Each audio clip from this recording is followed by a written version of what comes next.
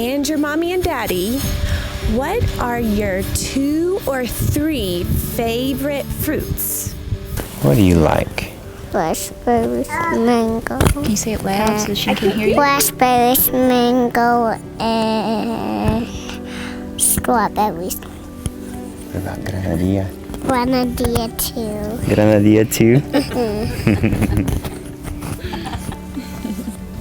Now your turn. What's turn? your favorite fruit? My favorite fruit? I really like passion fruit. Here it's called maracuya. Sit and read the microphone. I am. I also like mango a lot too. What do you think she's gonna say? What you can say? I love the mango here and watermelon.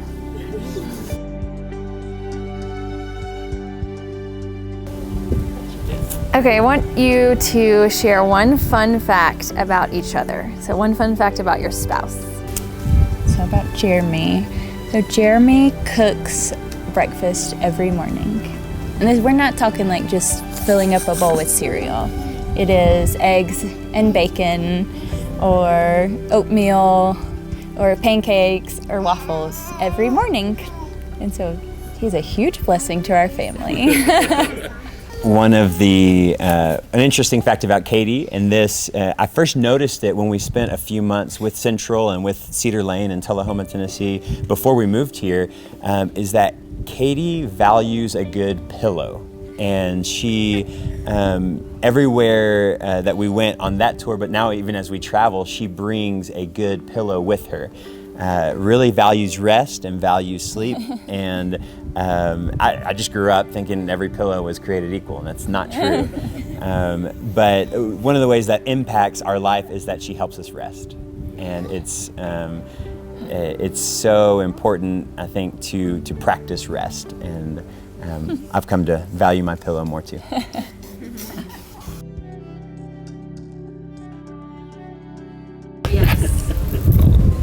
How did God lead you to become missionaries?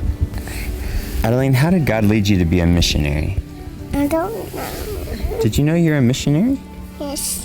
What does it mean to be a missionary? I don't know. It means that we live in Peru and we meet people and we share our faith and life with them. We share our faith and life with them. This is the... All right, so halfway through freshman year, I started at Harding, an undeclared major, took all the tests you're supposed to take to figure out what are you supposed to do in your life, and just sort of had nothing. So I was undeclared, and it was really about halfway through where I just sort of reflected on my life to that point and thought, you know what if all of these experiences in my life are part of God just saying, you know what, this may not be for everyone, but you ought to go live in some other part of the world and you share your faith full time as your job as a missionary. And so that's where it really started for me as an idea, and I started learning Spanish and going on research trips to Peru and Bolivia, and it also impacted all of my relationships, like my relationship with Katie. So I, on the other hand, grew up in Decatur, Alabama, and my parents grew up in Decatur, Alabama, and I had never even met a missionary until I went to Harding. And I had heard that people do that, like might move to a different country, but I had never met anyone that had done it. And so going to Harding really opened my eyes to that. And then I studied abroad my sophomore year in Greece, and I think just getting out of the U.S. and having time in another culture just kind of showed me, I think I would like to do this, as a lifestyle, maybe. And so then Jeremy and I started dating, and it became like a shared dream together of wanting to move somewhere and live and be missionaries. Yeah. Did you want to add anything to that? Well, just that there's a lot of experiences, but then mentors, people along the way who may say something to sort of get you thinking specific directions, books, classes, and a big one that was sort of we had already finished at Harding, and Katie was going to PA school, and we were living and working in Searcy, Arkansas, and we took a class together called Perspectives on the World Christian Movement. And as we commuted back and forth for that class, that was sort of some of the conversations that really opened Katie and me up together to have this shared dream of seeing what God is doing in the world and simply trying to join that. And so that was, before we ever moved to Peru, one of the things that really impacted us, I think, as a couple. Yeah. Right? And then you move here and you figure out what it actually looks like and means, and but that's sort of how the journey started.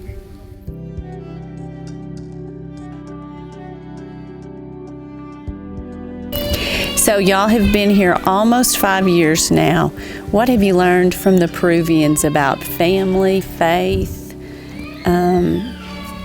things that you want to adopt in your own lives? When you set up a strategy to be a missionary, that strategy should start off with at least 2 years of just learning. You go somewhere, and while you know there's something you want to share and you think you have some things figured out, you don't go to a place with the thought, I'm just going to share everything I know. You go as a learner and you say, I'm not from this place, and so the first thing I need to do is learn. And actually, I think a good mission strategy should have, for whatever the 5-year plan or the 10-year plan or 20-year plan, you have learning throughout. And so we've tried to learn as much as we can and figure out there's a lot that we didn't know, and that has impacted our growth here in these last 5 years.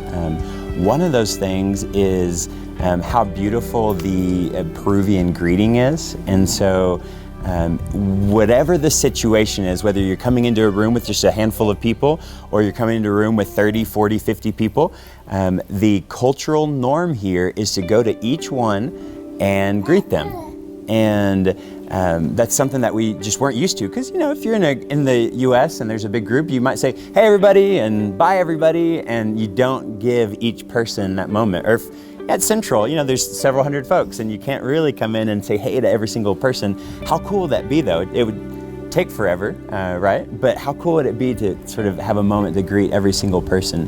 One of the things we learned here is how important that is, and how sort of in that moment with a simple handshake or a hug, or the Peruvian custom here is actually pretty biblical, to greet one another with a holy kiss. And to do that, and as you're doing that, I've learned to recognize the image of God in the other person. So as you, whether it's on the soccer field, whether it's in somebody's home, whether you're out and about in the city, you're greeting each person that you're sort of coming into contact with or conversation with. And it's like starting out that sacred moment of encounter with an acknowledgement that you're made in the image of God. There's something I can learn from you. There's something special about this relationship. And so now that's something that sort of impacts how we live and greet each other, even if we're going back to the States. That's one example. I'll just tell a story about how we have kind of been blessed by a Peruvian family here. It was my first Mother's Day after Adeline was born, and one of our neighbors, who we had known for just a couple months at the time, they came over and they invited us to their home to celebrate Mother's Day with them. And we thought, great, we'd love to. And so we went on Mother's Day, and as we were sitting there eating around the table, Pedro, the dad of the family, he just said, we know that y'all are here without family, and we wanted to invite y'all to be a part of our family during Mother's Day, so that we could all then celebrate together as a family. And it was an incredible thing for him and their family to recognize, and then invite us into their family to share that with them. And so now I think that now that we have experienced that blessing from someone, we try to recognize that in other people to invite into our home or into our family, like someone that might not have that family connection or a close friend. And so that was a huge blessing that we were given, and now we try to turn around and give to other people that we see.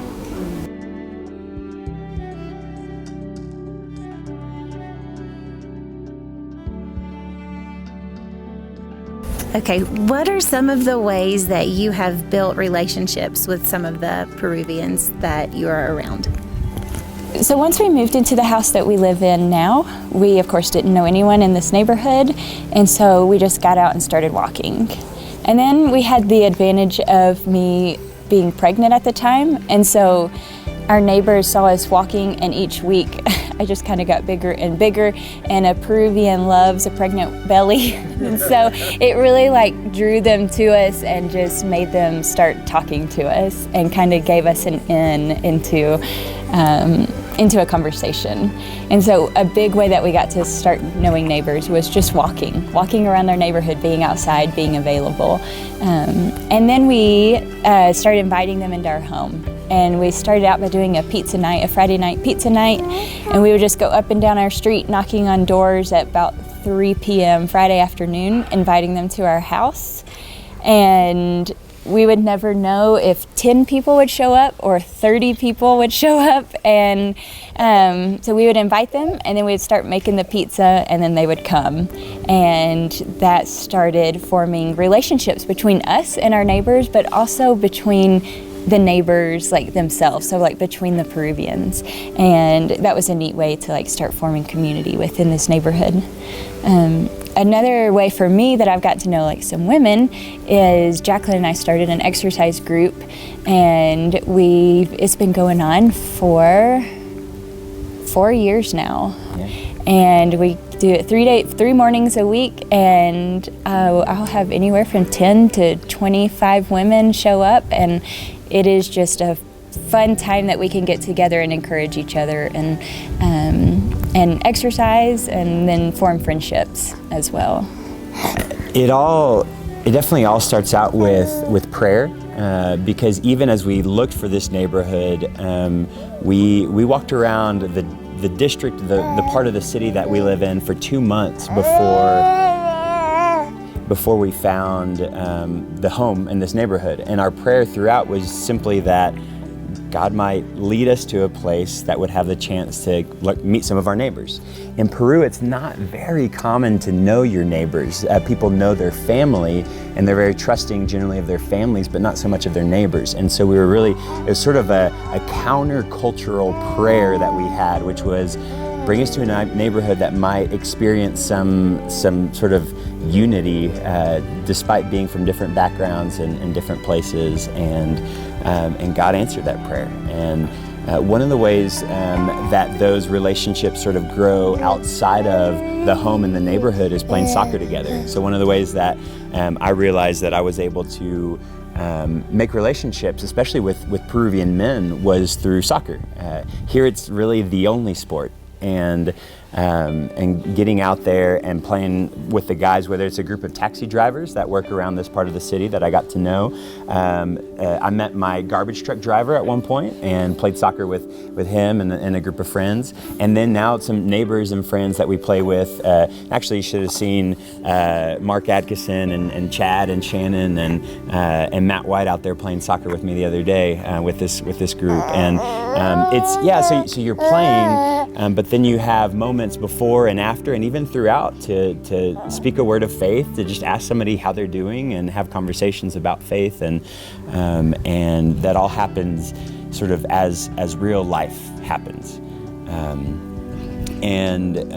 Maybe the only other suggestion I would make when sort of meeting seemingly random people, we know that maybe for God no encounter is random, but what we've done is actually become regulars at some different spots. So where we buy vegetables or fruit at the market, or where even like where I get my shoes repaired downtown, there's just places and opportunities to go to the same place, or to learn somebody's name and then learn their kids' names and then remember it, or write it down so you can remember it, and then you ask them about it the next time. And that's just being a regular somewhere that leads you into a longer term relationship. And yeah, those are all ways that I think we've been able to make significant relationships.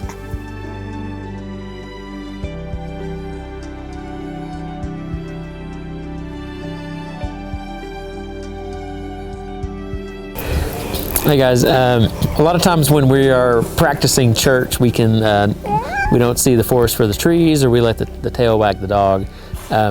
but when we're living missionally, I think the gospel rises to the top. How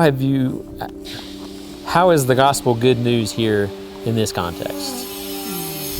Yeah, sometimes I think we forget gospel means good news, and that I think it was always, while it has implications for our eternal future, definitely, it also has implications for now. Like, it's good news now, today. And I think one of the ways that that's seen here is in the way we we practice church as family in homes or in a park. And what that looks like is maybe a small group of 8 to 10, 12 people who come together to share a meal, like breakfast, and then break bread and drink grape juice together with the Lord's Supper as part of that meal, and then time of prayer and worship and reading scripture together.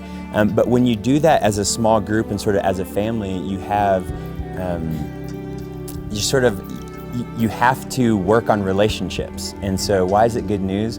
Well, God provides community through people that Jesus is saving. And so you now have a small community and relationships and accountability and encouragement from a group of people that you might not have been in community with before. And so one of the ways that sort of is connected to good news is that you break bread and you drink grape juice together. And you were saying we are the group of people that Jesus is reconciling, and now we can lean on one another and we can do mission together as we do life together. And that's especially in a city where there's not a lot of close relationships, there's a lot of broken relationships and mistrust. You have relationship and community, and that's really good news. Another way, I think, as our belief in Jesus and salvation is connected to the kingdom, and we just look at Jesus' ministry and how good of news that was to so many that he impacted.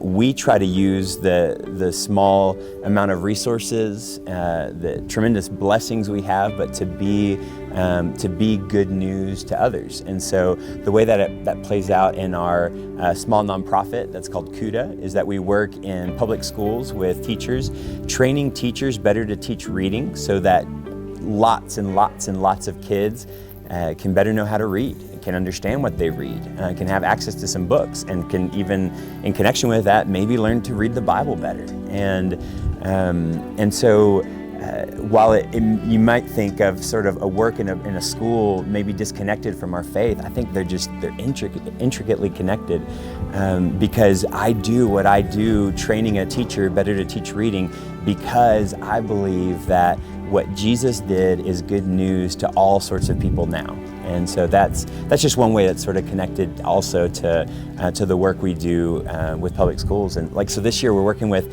1,000 kids, 40 different teachers in 4 different public schools. And I think that's the sort of impact that, while small, Jesus can take and really multiply.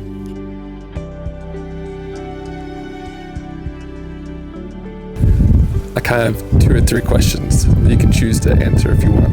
One of them was, you talked a little bit about church, and if you have anything more you want to add, just about how maybe your concept of church has changed. I think each of us goes through different phases of life where we learn more about what the church is and who it is to us and what we gain from it and what that looks like in practice. So you can talk about that. And I want to hear what gratifying things come from being a missionary, but also I know that there's things that are really challenging and difficult. If you want to maybe talk about how those things play into it, what are the things that make living in Peru hard, and then what are the things that make it real gratifying? All right, so one thing that we really, really like about living in Peru is just having the kids here, Adeline and Kenny, and watching them grow up. And Adeline's in a school where she's the only English speaker, and so she is learning Spanish. And it's so fun to see her come home from school singing her songs in Spanish and talking to her friends at school in Spanish. And that's such a blessing to us to see that. At the same time, it's really hard having kids here because we don't have a grandmother that we can call to come over and watch the kids when we need to run out, or just family not being right here with us. So that is definitely probably the hardest thing for us, is not having our family right here, and then missing all of the big family get-togethers and holidays and birthdays and everything. But at the same time, we can see how God has provided in that here with our neighbors that have really stepped up and help us out and feel like family a lot of times. Yeah, and then Chad, your question about the church and what that looks like,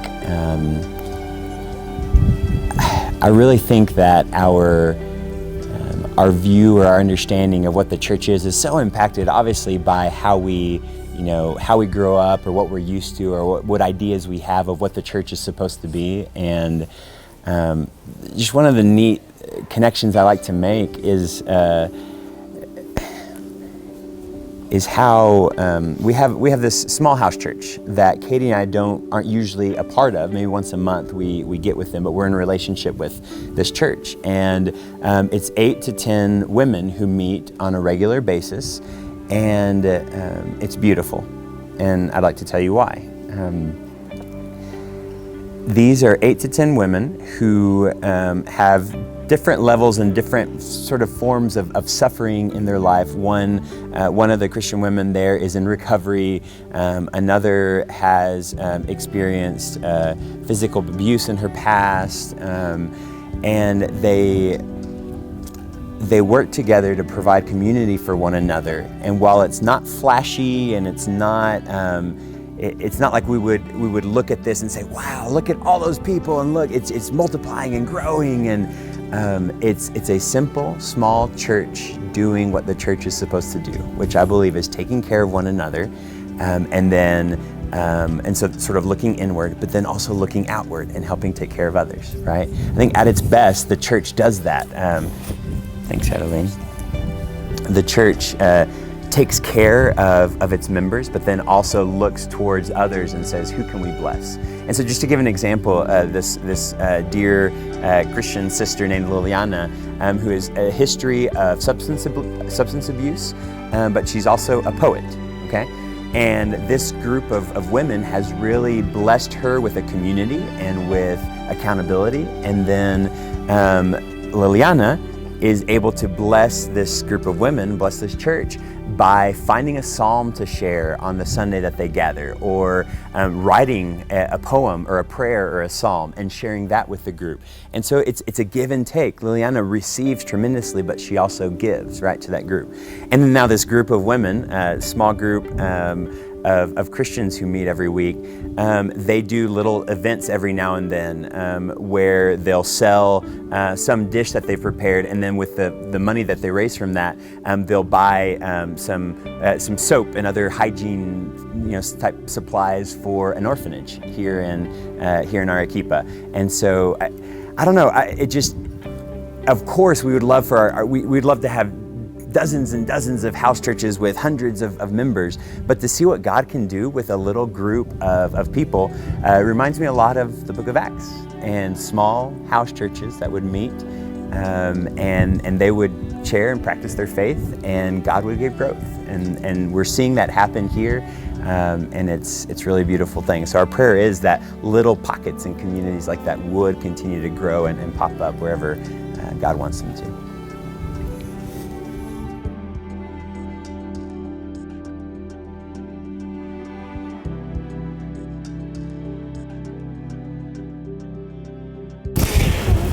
One question I had was, how can the central body help you guys as you go into this next chapter of life? And then also, what are you most hopeful for in Arequipa? As you've watched your mission play out, what is it that you see as God breaking through in Arequipa? It's just thinking towards how Central can help. Sending a group of 4 families down was amazing, and that was so encouraging to us. And then having other missionaries from Peru here too, it was such a huge blessing to all of us and just amazing. And so thank you. And we love getting the Christmas cards. We love getting any type of mail. Anything like that just really makes us feel like you haven't, forgotten about us and are thinking about us. And it's really encouraging. And just praying for us and letting us know that you're praying for us is a huge encouragement. And then one other thing that a lot of people don't think of are our parents. And so send a card to our parents or let them know that you're praying for us. And I know Jeremy's family has a support system and has other families that they live with that have kids that live overseas. And so they kind of have some support system, and my family does not. So they live in Decatur, where I grew up, never met a missionary. And so they don't have that support system that understands what it's like to have a kid living really far away from you. And so supporting our parents is such a huge support to us too. Like knowing that you're thinking about our entire support system is really encouraging. Would be really encouraging. Yeah. Y'all are so generous, and we're so thankful. I read recently in a book that the missionaries' sort of central virtue is gratitude, and it's because we have no choice but to live with gratitude because of the way we see God working in our lives, God providing for us through your generosity, and we're so thankful for it.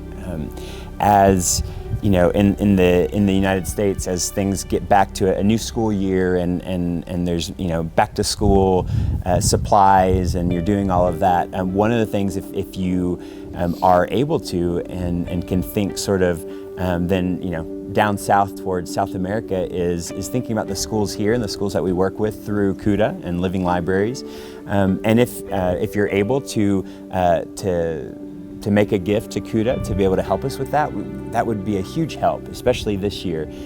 Would be a really huge help. The other piece of that, though, is also finding out a bit more, going to the website cudaperu.org and finding out a bit more about what sustainable development and education looks like. And I think as we all learn more about how to practice our faith in these ways that are outside of the church building, I think that God will continue to multiply our efforts, and God's kingdom will continue to grow here. And that's what ties into what I'm hopeful about.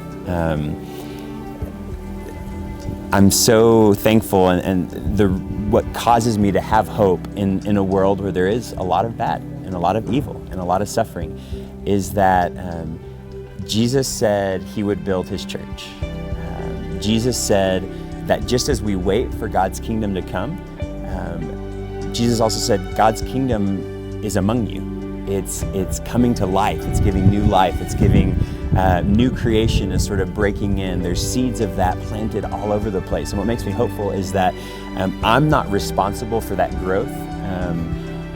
God said God would grow it, and I believe that. And that's what makes me hopeful. So another, sort of tie this back around, another way that I think Central can continue to support us, and what we love hearing about, is when you have met a neighbor or you've become a regular at one of my favorite fine establishments like Waffle House, or some other place where you become a regular and you've met somebody, you've learned their kids' names, and you've gone back often enough that they know maybe what your order is, and they know something about you.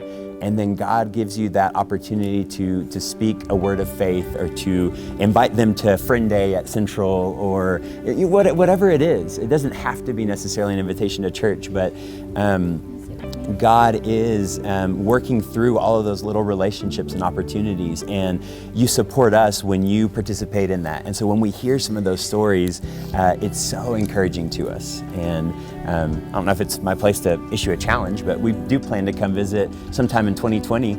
I would love to hear that God gave you some sort of opportunity to meet someone new and to share a word of faith or hope or love with them. And you've been so supportive of us through that, and we feel it. So thank you. Thank you so much.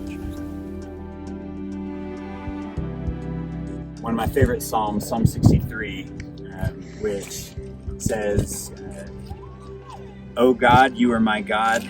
Earnestly I seek you. My soul thirsts for you. My body longs for you in a dry and weary land where there is no water." We're in a dry and weary land in Arequipa. It's very dry, it's a desert, and sometimes there are water shortages. That's why we always do hope that every January, February it will rain, so that it can supply us with the water we need for the year, which also provides the electricity we need for the year. And the psalm goes on to say, "I have seen you in the sanctuary and beheld your power and your glory. Because your love is better than life, my lips will glorify you. I will praise you as long as I live, and in your name I will lift up my hands." There was a couple years ago during the rainy season where it rained every day for like 2 months straight. And where we're standing right up here, we looked up one day and it was all green. You see just all of this like desolate wasteland of rocks and roots and dust, and it was just green. And it just sort of re-emphasized that where there is water, there's a possibility for life. You have, all of these seeds that the 3 years prior that we'd been here, we'd never seen them, and then just waiting to spring to life. And that's sort of the way we try to think about Arequipa, is a bunch of seeds lying dormant that are just waiting for access to living water so that they can truly live, so they can spring into life, into what it really means to be alive, knowing God and knowing what it is to live in God's presence. Call it kingdom, reconciliation, new creation. But all around us, as far as you can see, it's just life waiting to happen.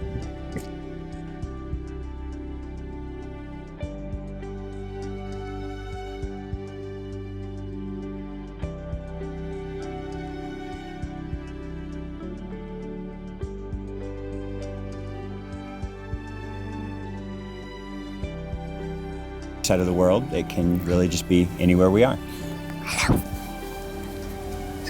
Just sharing faith, sharing life and faith wherever we are. And it was really in freshman year, halfway through freshman year of college, that I thought, you know what, this isn't the only.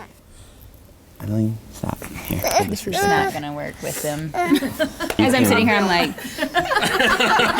this is my face during that whole segment. What is your favorite thing about faith? I want to be a missionary. And how do you get anything done?